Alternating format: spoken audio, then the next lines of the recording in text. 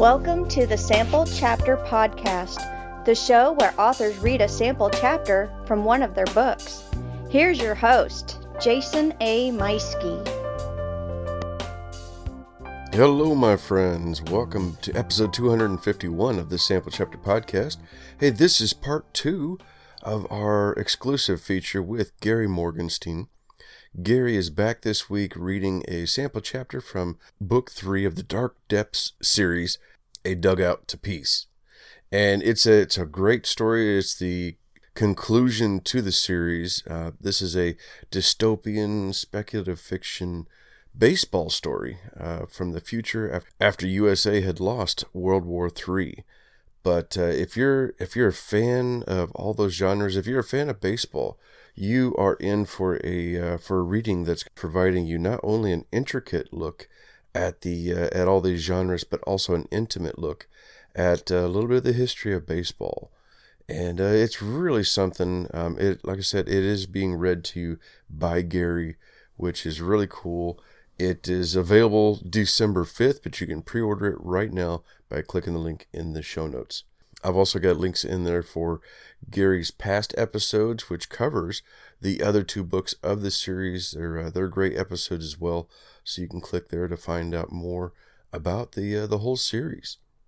Hey, make sure that you are following the show on social media so you can hear about any upcoming events or special announcements that I could be doing. I'm going to be taking the next week or 2 off for the holidays, for Thanksgiving at least, and I've got a work schedule that just changed, so some things coming up. But you don't forget to hit that subscribe button as well, so that you don't miss out when I do come back. Follow our podcast friends at Pop Goes Culture Network. They've got a lot of great shows over there. You can also check out the affiliate of the show, Writer's Block Coffee. They have 3 amazing flavors. And I tell you what, for the holidays and this colder weather, there's nothing better than a cup of Writer's Block Coffee as you work. And I know a lot of you are doing NaNoWriMo right now. I actually am not doing that this year because, I'm in the middle of finishing up Bandit 2 for the release coming up December 1st. So that's kind of consolidating all of my spare time as far as writing goes. But for all of you out there doing NaNoWriMo, make sure to reach out to me. Let me know what you're doing, what you're working on, and how that's going. And of course, whenever your book is complete, know that you have a home to help share that book. But good luck to the rest of you as you finish out the rest of the month with NaNoWriMo. Meanwhile, I think we'll go ahead and wrap this up a little bit early. Like I said, don't forget to be following the show on social media, Instagram, X, Twitter, and Facebook. I'm on all of those, just the Sample Chapter Podcast. I do have a special in-person event coming up December 9th that I'll share more information as that gets closer. But rest assured, the show will be back before then, at least. Until then, let's go ahead and get on over to that sample chapter from our guest, Gary Morgenstein, with A Dugout to Peace.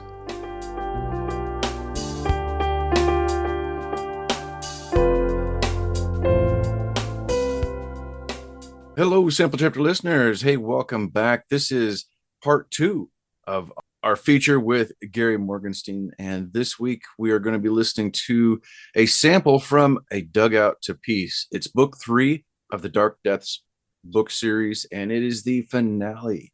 It has been a long time coming. Gary has been working really hard for quite some time on this series. And you want to make sure you go back to last week's episode. I'll have a link in the show notes for it, so you can hear all about everything he's been working on and the journey that it's been to get to this finale, explosive finale, I should say.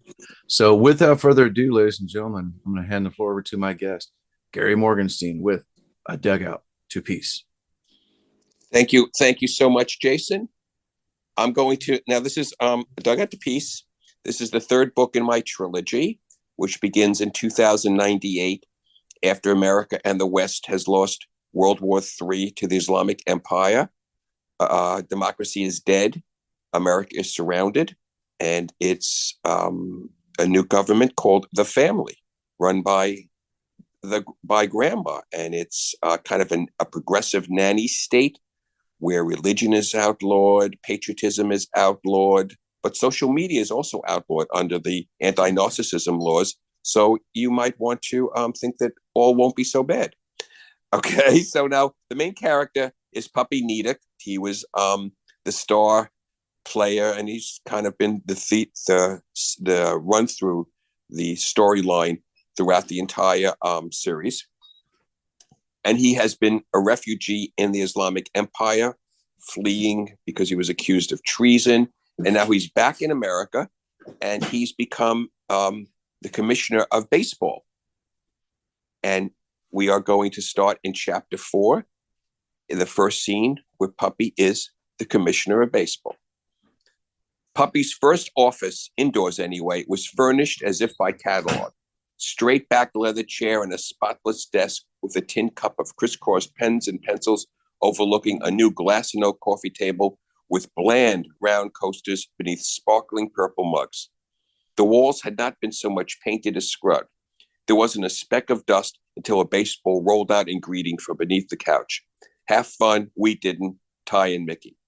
I apologize, sir. Matthew pranced into the room on a wind of anxiety, snatching away the ball with a scolding mutter. You have no idea how many pranks I discovered once the two gentlemen left. There was a bat which went thusly upon my shoulders when I opened the door. There was something called a whoopee cushion, circa late 19th century, beneath the couch. The bot gestured grandly to introduce Puppy to the beige couch. He doubted fingerprints were allowed.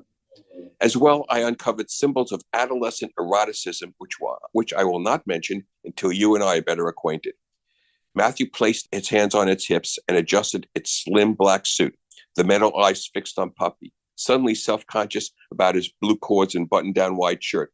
Presents from Zelda and Pablo, who seemed a little too happy to send him back to his apartment. The poorly made red tie was from the grateful cast of Darling's Idea, accompanied by a handmade card with flowers in the shape of bats, which Puppy proudly propped against the tin cup. Off a quick intake, Matthew remade Puppy's tie. Much to say, sir, I can imagine. My first day and everything. The bot held up a stiff finger. First, my name is Matthew. Puppy pleased Matthew by shaking hands. Most humans wouldn't bother. And I shall call you Puppy.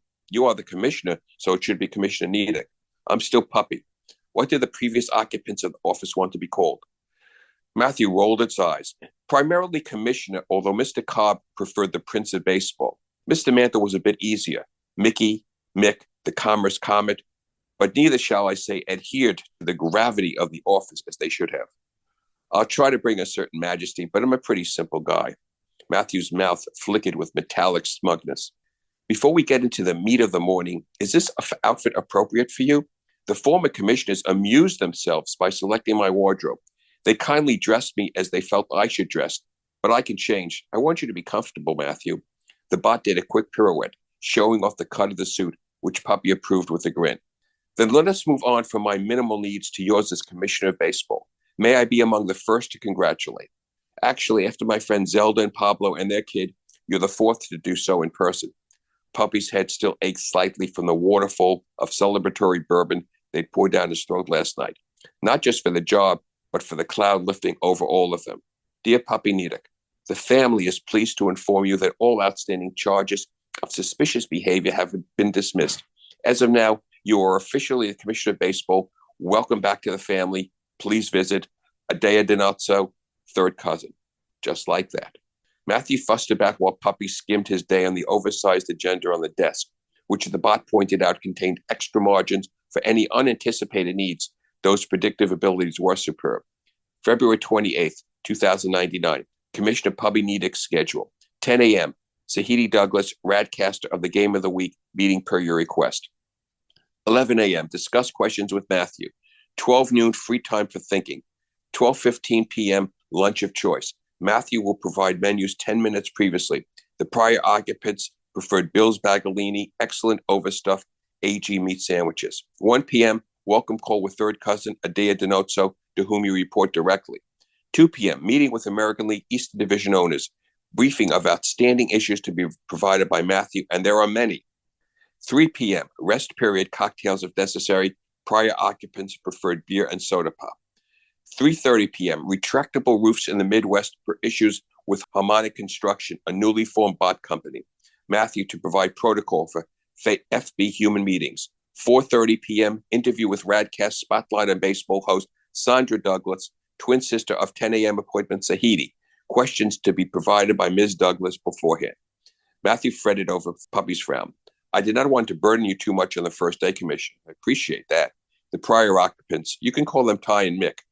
Matthew nodded briskly. Many issues went unresolved. They preferred open places in the schedule for what I assumed was rest, given their age, but more often turned into festivities. The bot disapprovingly narrowed its eyes. I would not bring women into the office for at least your first week.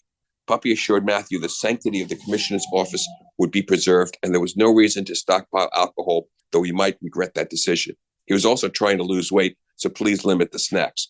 Promptly at 10, Sahidi Douglas slid onto the thick chair without asking, crossing her legs and staring at Puppy as if just not sure what to make of him. Small talk wasn't on her agenda, which he made clear by ignoring Matthew's offer of refreshments. The miffed robot closed the door a little too noisily.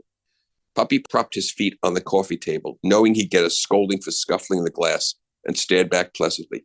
Delighted to see you again, Sahidi. Douglas ran a slender hand up the side of her plant-like black hair, recalling their unscheduled interview at Fenway Park when he'd returned to America. I had to do some fancy dancing after that, I bet. Was it worth it? Being interrogated by blacktops? Oh, sure. Wondrous experience. Took some time before they believed we weren't working together. I could have lost my job, or worse. But you popped into the rad booth and wanted to be interviewed, so what could I say? You could have refused. She smiled faintly. I'm ambitious, which is why you're here. I need a staff. I'm allowed to hire 2 people. Who's the other? He shrugged. I haven't even found the bathroom yet, but I'm starting with you. Because I risked my ass interviewing the fugitive puppy and giving him a sounding board? Yeah, in part. And because you know baseball. About the only thing that kept me sane while I was hiding, he remained paranoid enough not to mention where, was listening to your weekly broadcasts. You feel the game. Like I said at the end of that interview in Boston, I'm impressed. Sahidi waited, unimpressed that he was impressed. You sound like a blend of the old-time sportscasters. My grandfather had cups of coffee with Oakland and Houston back in the early 2050s. Lionel Douglas, don't pretend you heard of him. A .248 career batting average, 11 homers. Not a bad glove in left. He was a devotee of the glory days of radio. The stories changed a little as he got older, but apparently he bought tapes from a dealer outside Cleveland and hid them under the house. He insisted that he sensed someday it'd be illegal to own memorabilia. He died in 2066, just after it all did, and left me the tapes. Greats like Mel Allen and Red Barber, Vin Scully, Ernie Harwell. I was hooked. So he paused. I'm still searching for my own voice. Takes a while, like learning to command a pitch, but you got all the tools. You're a pleasure to listen to. She grunted, softening. I need someone who loves baseball like me. Ty and Mick love baseball, but they had egos. And we don't. Sahidi waited for Puppy to join her in a grin. I already have a job, a dream job. I don't want anything else. Puppy tilted his head dubiously. But yet you're here. I'm always too curious for my own sake. She studied Puppy like he was a goldfish. What's the job besides fulfilling my love of the game? I'm not sure yet. I have to get a handle on what's going on if there's anything that needs attending. Douglas laughed. Because you think it's all going splendidly. Puppy squirmed slightly. Well, yeah, I've been listening to your adcasts. What would you like me to say? That a squirrel could have caught that ground ball? Has this pitcher ever been taught the basic mechanics of a windup? Are the fans not cheering because they're frozen solid? Sahidi tossed a folder onto the table. I gave this analysis a lot of thought. I didn't sleep all night working on it, so I hope you'll show respect. Then if you want to talk, I'll come back and we can see, depending on what you say. But baseball is anything but going splendidly. My grandpa used to call the condition a flush away. Puppy calmed down Matthew, already adjusting the morning's agenda after one meeting. He sent the bot out for some blueberry Danish and curled into the chair, still pleasantly scented by Sahidi. Baseball 2099, the state of the game analysis by Sahidi Douglas. Confidential for Puppy Niedick only. Factual background. As of this date, February 28th, 2099, the 30 major league teams comprising the American and National Leagues have played an average of 33 games. The current first-place teams are the Boston Red Sox, Detroit Tigers, and Seattle Pilots. In the National League, the New York Mets lead the Eastern Division, while the Chicago Cubs and San Francisco Giants are atop the Central and Western Divisions, respectively. Through this date, Penny Tissamarano of the Philadelphia Phillies is the top NL hitter with a .403 batting average. In the American League, Elliot Day of the Boston team sports a .377 average. Jonathan Taylor of the Los Angeles Dodgers leads the National League with 8 home runs, while Paul Poinstock of the New York Yankees has powered 9. In pitching, Garcia Marichal of the Cleveland Spiders has won 6 games, and Nanjani Watanabe of the New York Mets has notched 5 wins. They each lead their leagues with 32 strikeouts. A full list of the top 10 each category, plus runs batted in, earned run average, is footnoted. The home attendance for each of the teams has averaged just over 60% capacity. In the first week, the capacity attendance was 97%. Second week, 83%. Third week, 71%. In the fourth week, it was 61%. Fifth week, 55%. Sixth week, 48%. Through the seventh week, 44%. Puppy took an uneasy bite of the Danish. A full list of each team's home attendance is footnoted along with data on concessions, which I consider merely anecdotal and not insightful. Analysis. Since the start of the season, I've personally seen 31 Major League games, 7 from my duties on the Game of the Week radcast, and the remaining games at Yankee Stadium, Fenway Park, Shea Stadium, and Veterans Stadium, reasonably proximate to my home in the Throgs Neck section of the Bronx. There was a remarkable fervor in the first week, as shown by the rabid attendance figures. The energy as a sportscaster was also off the chart. The Cousins have received 1,455 letters regarding the broadcast, with 81% favorable, 10% negative, and 9% both. But this analysis is my personal view. The attendance has clearly dropped, and I noticed less energy in the stands, which goes beyond the presence of fewer fans.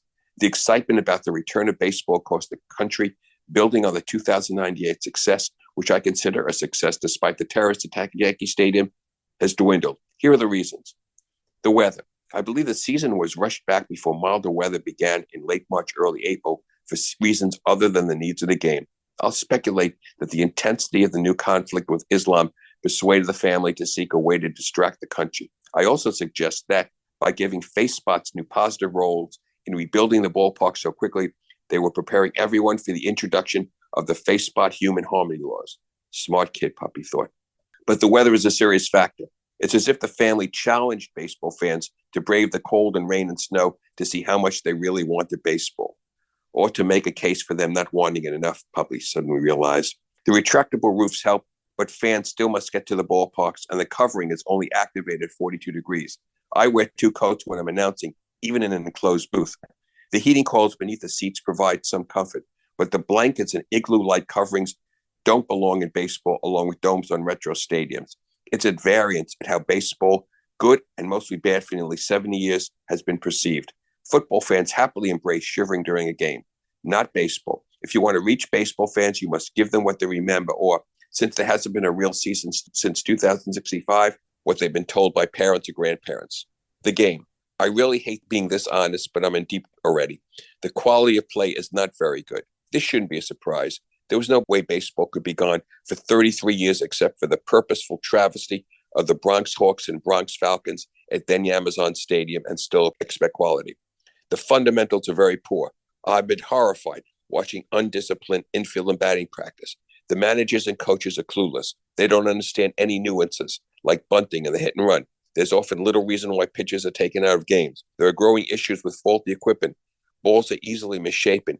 Bats break after one contact. 4 players are out indefinitely from injuring themselves sliding into improperly installed bases. That happened long before all this, Puppy sighed, but he got what she was getting at. There is little strategy. Fans were accustomed to inferior play before the game was reintroduced last season with humans instead of holograms. But if you're a fan, it's pretty easy to determine that what you're seeing would merit even the old minor leagues, which, as you know, closed in 2035. Fans are also confused by how much they're allowed to root for their teams. On the one hand, loyalty is encouraged to local teams. Yet there have been numerous requests to avoid the uncontrolled passion for home teams, which is believed to have exacerbated sectionalism and political polarization. How can you have a baseball game where the fans don't know who to root for? The entertainment. I don't think anyone has decided how much extra entertainment belongs in a baseball game. When the Yankees and Cubs names were restored, Yankee Stadium became a fun place. The HD entertainment absolutely rocked. That shouldn't be a substitute for the game itself, as happened back in the desperate 2030s, but there needs to be a coherent strategy. Cubs fans, led by the Friends of Ernie Banks, fought against adding a jumbotron to the rebuilt Wrigley Field, since that was installed in 2015 and the park opened in 1916. But the friends of Jackie Robinson in Los Angeles agreed that the supersized scoreboard enveloping all of Dodger Stadium was fine despite the ballpark opening in 1958. Do we want consistency or bending to local values? Should the stadiums reflect the game exactly as it was when they opened, or is that all about architectural symbolism? Conclusion.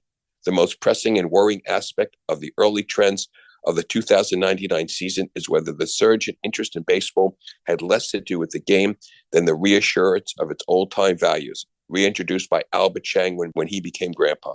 Baseball was dying long before the miners' attack during the 2065 World Series. The initial crowds could have been because baseball was a novelty. If baseball was too boring once before, can it be a sanctuary within the growing war on uncertainty of the granddaughter now leading the family post-grandma and grandpa? Or is the very nature of the game simply past its time? If the players are mediocre at best and the fans have to shiver to even get to the park, how long before the attendance bottoms out? Baseball has been given a second chance. As much as I love the game, my grandfather played 2 seasons for the Oakland Athletics and Houston Astros. I'm afraid that unless a genuinely coherent strategy is developed, baseball will revert to its earlier fringe status pre-2065. Exit question. Can a bad imitation of baseball, when we want the real thing, revive a game that has already been proclaimed dead? I have suggestions if you'd like to discuss further. Thank you. On the downtown M12 bus, Puppy dozed with Millie the Mouse cradled on his lap, a tiny brown stuffed animal, which was another one of Zelda's Back You Go Puppy gifts, along with vows that he'd always be welcome to visit and put on Diego's diapers backwards, eat all their food, drink all their booze, and ensure she and Pablo didn't have sex. Like some hunting dog, he woke as the bus lumbered past Yankee Stadium, guarded by night lights, settling to the stop before his orange and beige old apartment building. He juggled a small leather bag which contained more food than clothes. Zelda had packed 5 sandwiches along with 2 open bags of pretzel dolls. The apartment smelled musty in the irritated way furniture behaves when it's neglected for 6 months. He turned on the living room lights and stood there. It was strange to be back, especially being alone. Puppy poured coffee pear brandy, which he quickly discovered was the last of his alcohol. He munched on one of Zelda's semi-salmon salad sandwiches and found small triumph in an open jar of Manny's super sour pickles tucked in the rear of the otherwise vacant fridge. Puppy tucked out a stack of baseball books, which, despite the ban long lifted, he'd kept taped behind the desk, finishing the sandwich and pouring another 2 sweet brandy to accompany the pretzel dolls. Puppy draped the oversized baseball's greatest pitches onto his knees, which he'd found atop a trash can by a Bedford Avenue M28 bus stop when he was 18. Even in 2099, the familiar windups of Walter Johnson and Christy Mathewson and Bob Feller and Sandy Koufax were, well, familiar. Steve Carlton, Nolan Ryan, Randy Johnson, Jacob DeGrew. He flipped the pages. The last entry was Nesta Navarro in 2036. They stopped the compendiums of baseball's greatest shortly after that. By 2038, the game was so changed that comparisons were like a frayed umbilical cord. Puppy sipped his 3rd brandy from the bottle, belching down his 4th pickle. The gloves were similar, merely evolved, he pondered, inspecting deep in the hole about shortstops from Honus Wagner to Ernie Banks.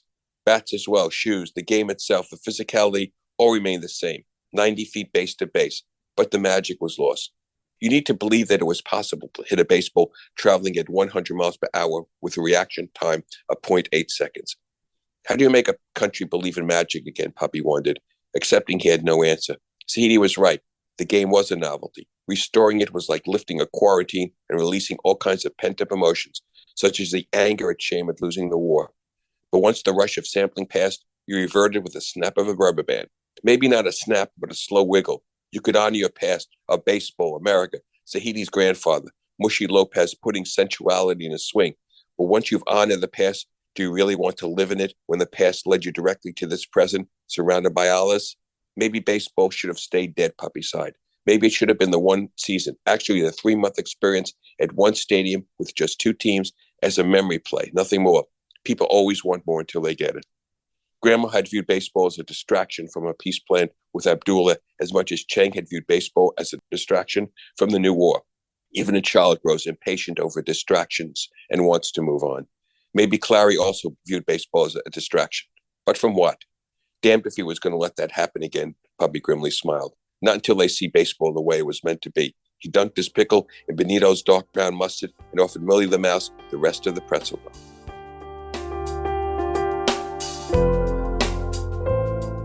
All right, that was Gary Morgenstein reading a sample chapter from the last book of the Dark Deaths series, A Dugout to Peace.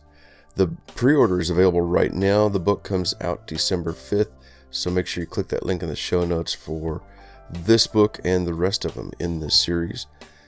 Hey, don't forget to check out Gary's past episodes and our podcast friends and affiliate with Writer's Block Coffee. And as always, hit that subscribe button so you don't miss that next time when I'm back with a new author, a new book, and a brand new sample chapter. I hope you all have a good Thanksgiving, and we'll talk to you again real soon.